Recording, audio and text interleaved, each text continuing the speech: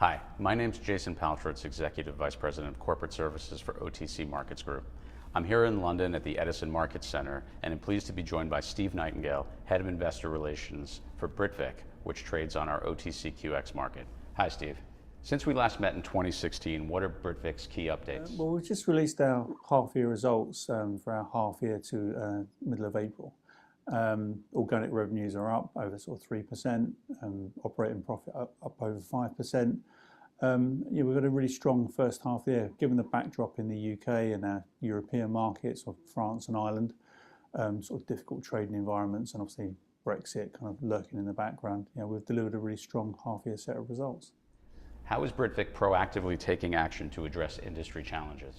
Yeah, I think last year, obviously, with the Brexit result, we saw a sort of a weakening of sterling, and so we've taken action in terms of internal cost control, so being more efficient around our sort of cost base, and we announced an internal cost saving program to the market at our year-end results in November. And then alongside that, we've been looking at our sort of price and promotions framework. So soft drinks is highly promoted as a category. Some 70–80% of soft drinks is sold on promotion, and therefore kind of moving those kind of promotional price points to try and sort of recover some of that kind of cost inflation in the market. Last year you mentioned Britvic's innovation strategy. What types of new initiatives are you currently working on?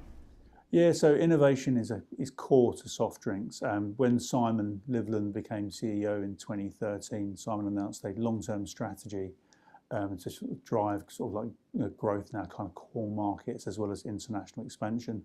And innovation has been a key part of that. So we've invested quite heavily in our innovation capability in terms of liquid development, packaging, and also kind of new ideas, so new things for consumers. So last year we saw a relaunch of our brand called Drench, which has been very successful, which is a juice-based drink. Purdy's, which is a brand that we've owned for a long time. Evolved energy is kind of what we call it, so kind of cleaner energy, so there's no high levels of caffeine and taurine, but a more natural energy drink.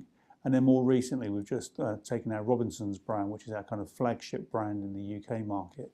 We've taken that into a ready-to-drink version, all natural, clean label, no artificials, no preservatives, and that's been in market a few weeks and is doing very well. Steve, can you give an update on the company's performance and IR strategy in the US market?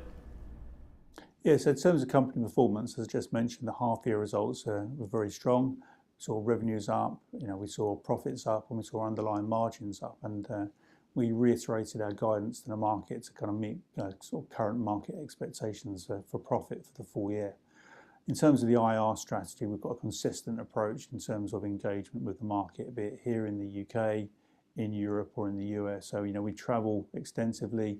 Obviously, we engage with investors through telephone and through email, so we maintain a very proactive IR program. How does Britvic maintain its focus on long-term growth drivers?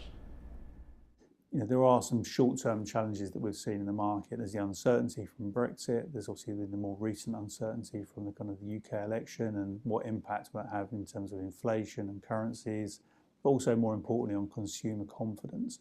Now, soft drinks is a very resilient category. If you look back to the big downturn in 2008, 2009, what we did see was actually soft drinks was very resilient, volumes continued to grow. But having said that, we're not complacent to that. So while we see soft drinks as a resilient category, we adapt our business model very agile and kind of responding to market conditions. So be that innovations or promotional strategy or efficiency in terms of our own cost base. So we are very adaptable to maintain meet market expectations in the short term, but also kind of continue to invest for the long term. So by way of example, we're just coming to the midpoint of a 3-year capital investment program in our UK business. We're investing 240 million in capex in our UK business. Now, despite Brexit, elections, all the uncertainties going on, that program has continued to kind of march through. Yes, the management team have been looking at the various aspects of that, looking to adapt that as we go through.